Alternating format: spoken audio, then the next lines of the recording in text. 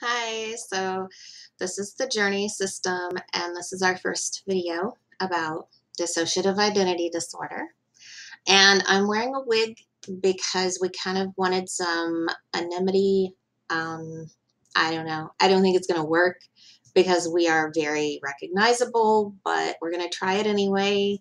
Um, I was supposed to pick out a wig of how I picture myself in the inner world, how I think I should look, which that would be a short, blonde, boyish wig, and we didn't really have one. I had one that was for cosplay, but I just didn't think it looked good. So here we are. So just a little bit about dissociative identity disorder. I wanted to make this channel because I see a lot of people that have a channel about DID, and they have it figured out. They have it figured out. They have an inner world. They know who all their alters are. Um, and I just wanted to show that it's actually really confusing. We really don't have it figured out. And the biggest thing about DID, in my opinion, is the dissociation, because like someone who is multiple sometimes can still access the other alters.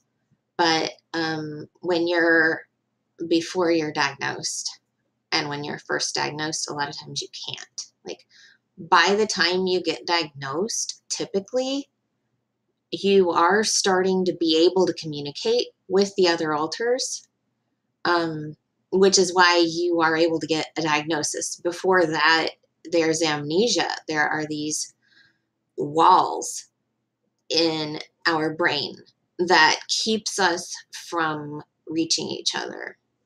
So when we switch, we might remember what was going on. We might remember that we were talking to you. We might remember the conversation. We might not.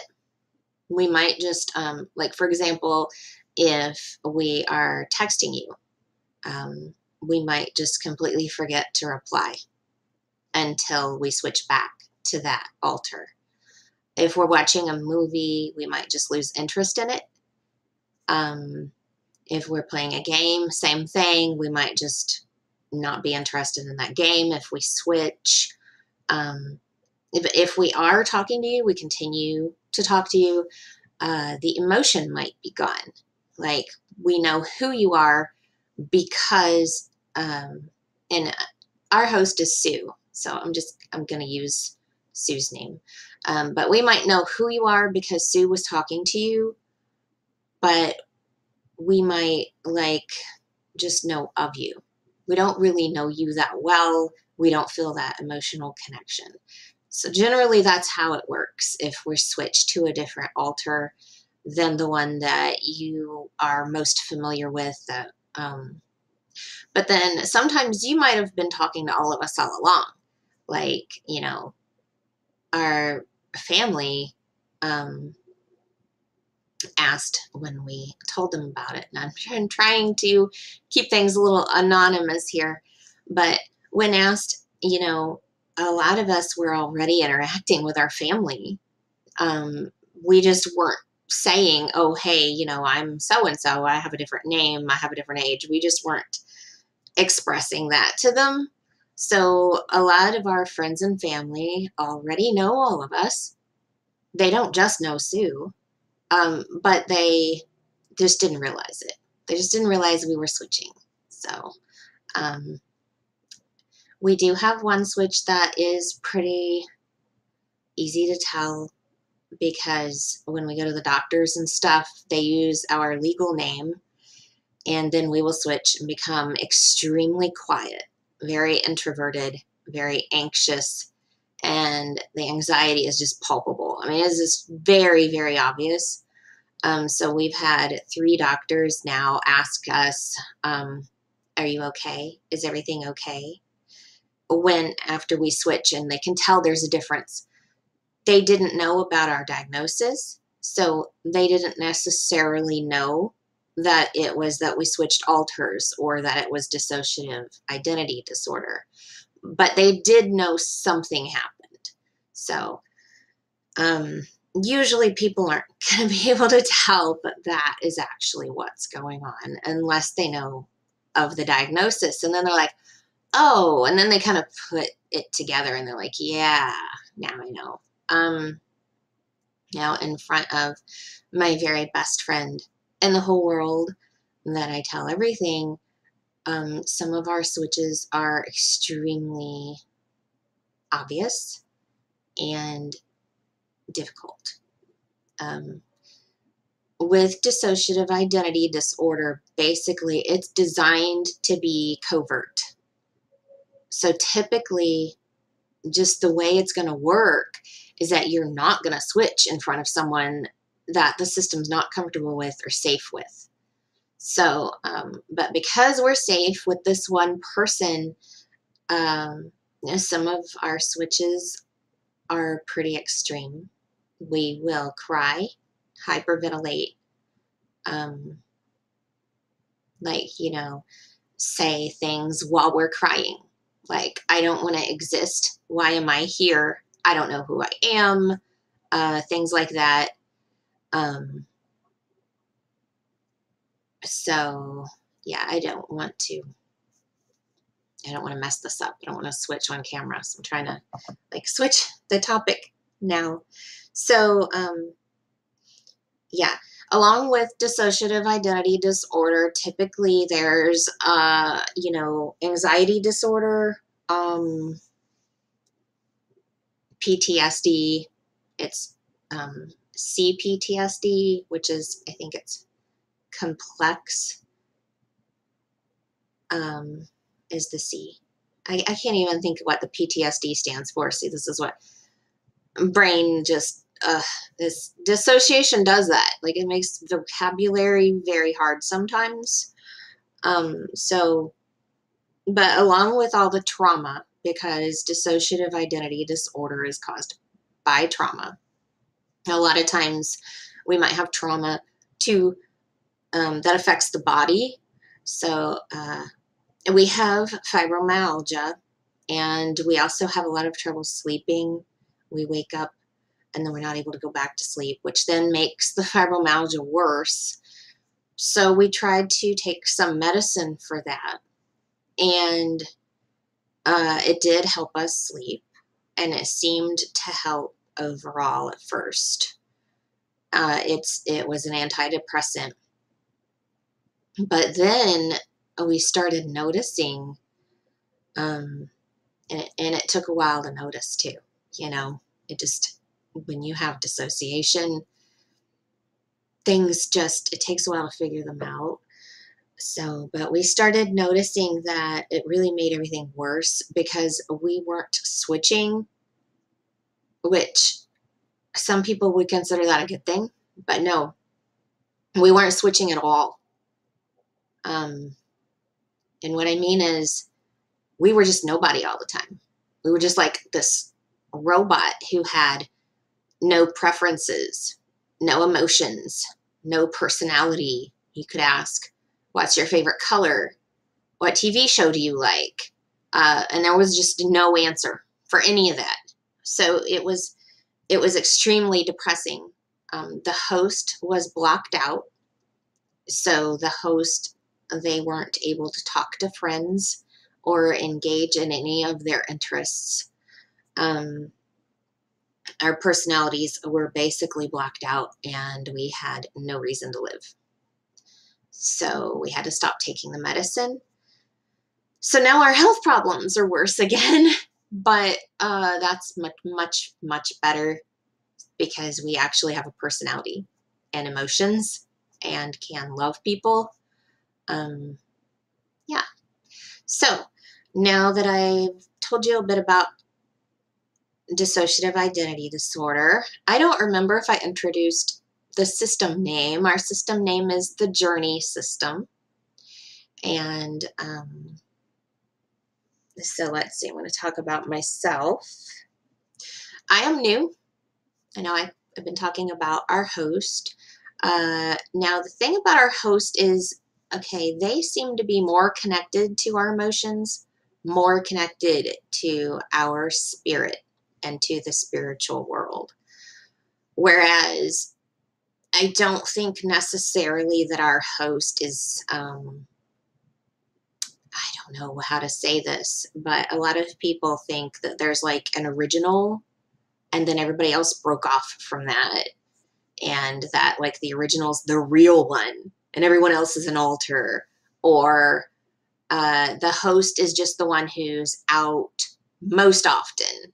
I wouldn't say really any of that applies to Sue, but they do seem to be more connected to our spirit and our emotions and have the most interests, I think, out of all of us.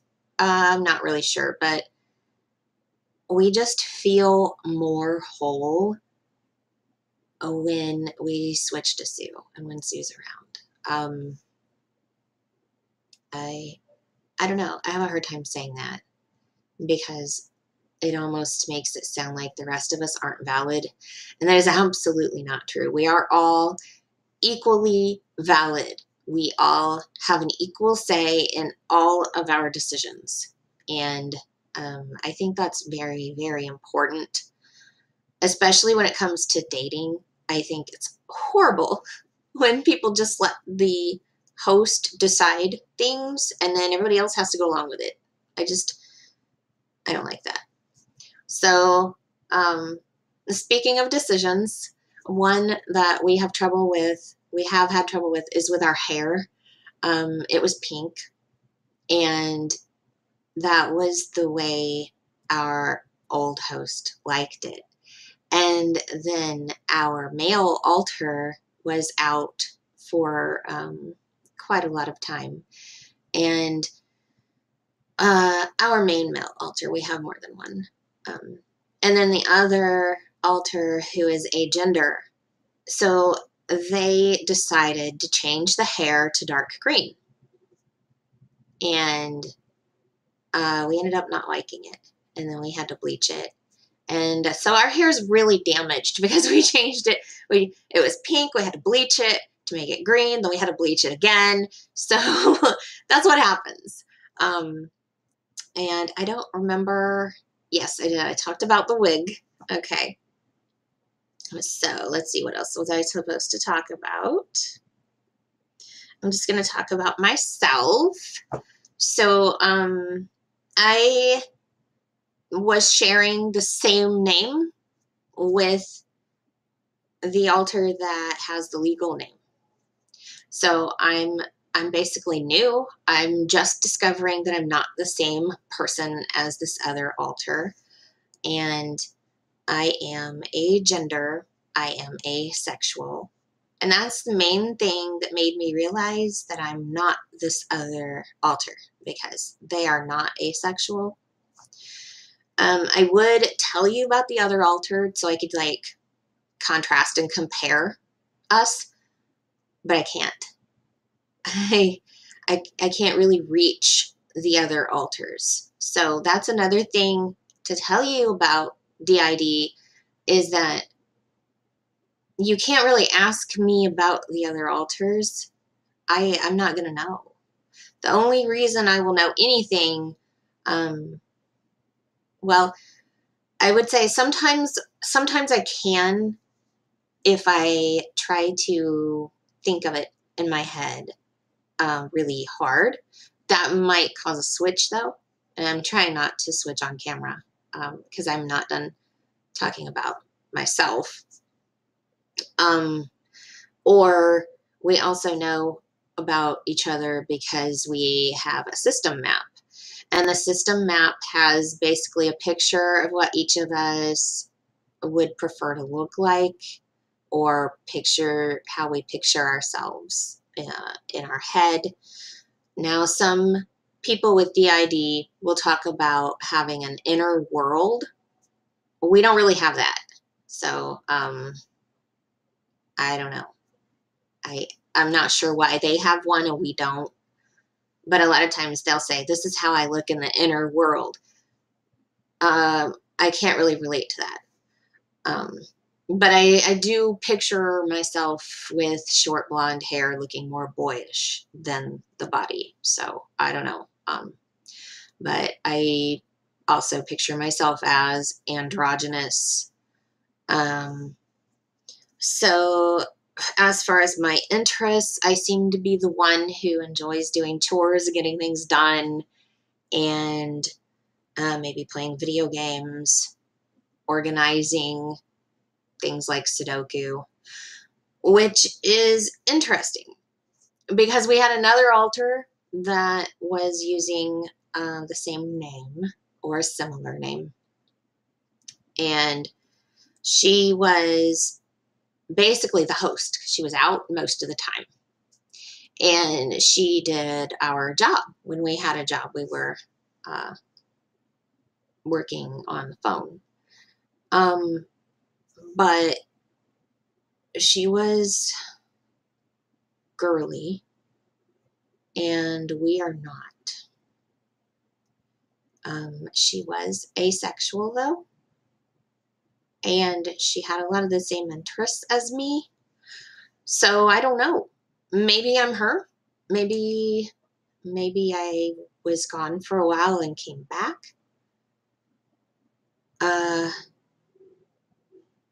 It's confusing. Like,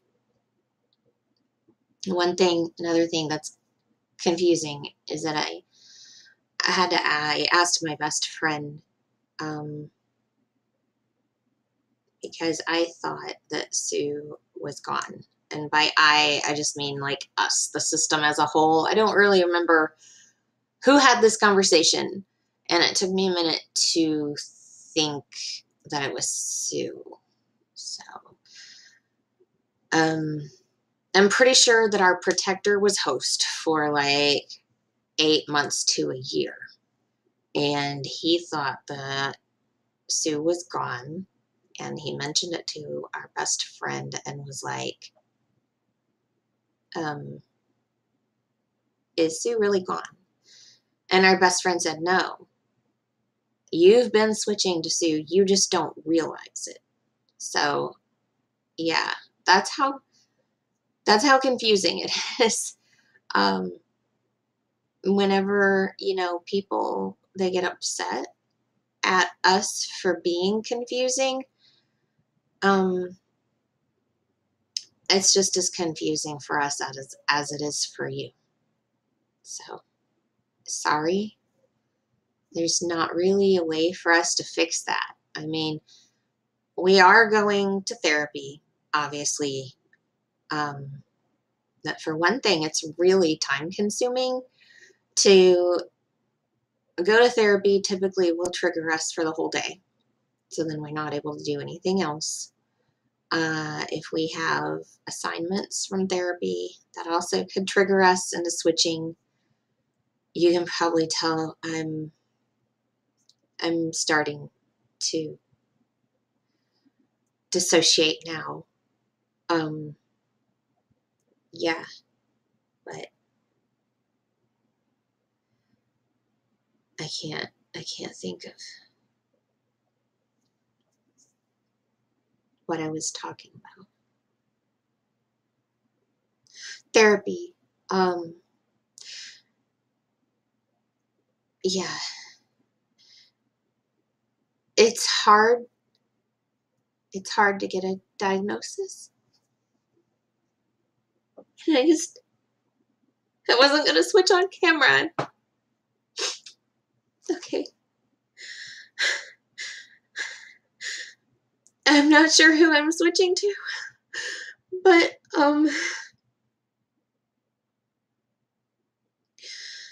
getting a diagnosis and going to therapy is not a cure. Okay? So to tell us that we need to stop being confusing or lying, because whenever we switch, we have different names or ages. Oh God, I feel like I'm gonna pass out. But it's a lot of work. just to get a diagnosis.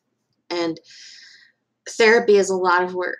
And we've been in therapy for 2 years, and we've really not made hardly any progress at all.